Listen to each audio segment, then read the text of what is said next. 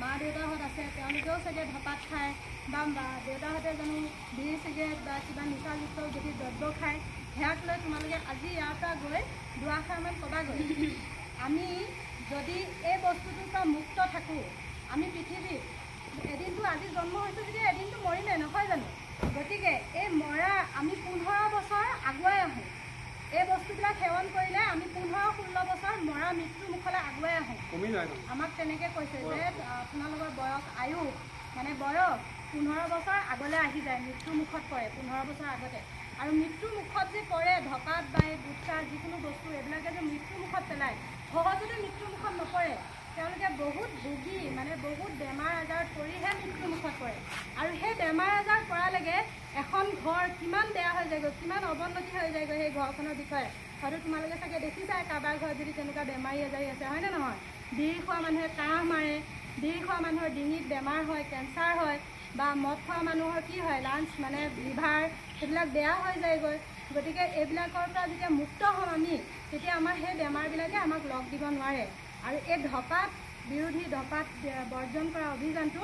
1988 চনৰ পৰাই চলি আহিছে তোমালোকৰ এই বস্তুটো মনত থাকিবনে কেতিয়াবা কোনোবাই সুধিলেও ক'ব পাৰিবা যে 1988 চনৰ পৰা ধপাত বৰ্জনৰ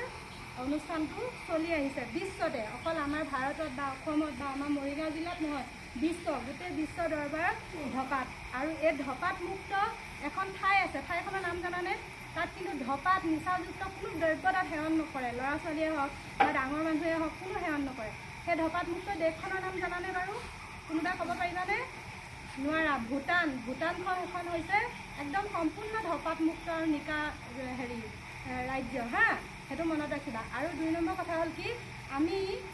আজিকালি 20 টকা দি 30 টকা দি গুটখা পেকেট এটা কিনি খাওঁ হয়নে নহয় বা ল'ৰাবিলাককো আমি কিনি খোৱা দেখোঁ সেই গুটখা পেকেটটো 30 টকা দি নাখায় যদি আমি এটা ORSৰ পেকেট খাওঁ তেতিয়া আমাৰ দেহে শক্তি পাব নে অৱনতি হ'ব দেহটোৰ কি হ'ব শক্তি হ'ব গতিকে সেই 30 টকাটো দি পেলাই আমি যদি তেনেকুৱা এটা বস্তু খাওঁ আমাৰ দেহটোৱে বহুত সতেজ হ'ব আমাৰ দেহটো বহুত উন্নতি হ'ব হয়নে নহয় গতিকে ঘৰত গৈ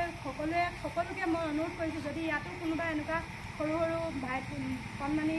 আচাৰ কোনোবা যদি গুটখা খোৱা তোমালোকে নাখাবা সেৱন নকৰিবা আৰু বেমাৰ হ'লে চিকিৎসালয়খন আছে হয় ঠিকেই কিন্তু মা দেউতা ঘৰৰ মানুহ পৰিয়ালবৰ্গ এখন সমাজ এখন গাঁও বহুত অসুবিধাত পৰে নে নপৰে যিহেতু আমাৰ গাঁওখনটোতো দুখীয়া হয়নে বহুতটোতো ধনী নহয় ইয়াত ঘৰতো তেনেকুৱা চাকৰিয়াল মানুহ আছে হয় গতিকে তোমালোকৰ মাজৰে যদি এজন তেনেকুৱা এটা বিপদত পৰি যোৱা তেতিয়া গাঁওখনে সহায় কৰিব লাগিব গাঁওখনেনো কেইটকা সহায় কৰিব বা সমাজখনেনো কেইটকা সহায় কৰিব কিন্তু সেই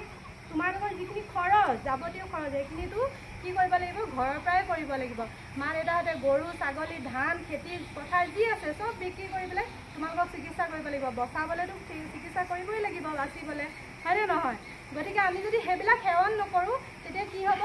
আমি সুস্থ সবল শৰীৰে জীয়াই থকা সুবিধা পাম সাহস কৰিব পাৰিম হয়নে এতিয়া আজিৰ পৰা আমি সকলোৱে ধপাত গুটখা মদ ভাং বিড়ি চিগাৰেটৰ বিষয়ে ঘৰত গৈ জনাম আৰু আমি নিজেও আজিৰ পৰা সংকল্প লৈছোঁ যে বিড়ি চিগাৰেট গুটখাৰ বদলি আমাৰ যিবিলাক খাবলগীয়া যিবিলাক বস্তুৱে আমাৰ দেহত শক্তি প্ৰদান কৰে আমি সেইবিলাককে খাম এটা চৰাই কণী ডিম আমি কেইটকা কিনিব পাৰোঁ 10 টকা এটা দিলেই কিনিব পাৰোঁ হয়নে নহয় গতিকে এটা ডিম বইল কৰি যদি ৰাতিপুৱা সময়ত আমি খাই আহোঁ তেতিয়া আমাৰ দেহটোৱে শক্তি পাবনে নাপায়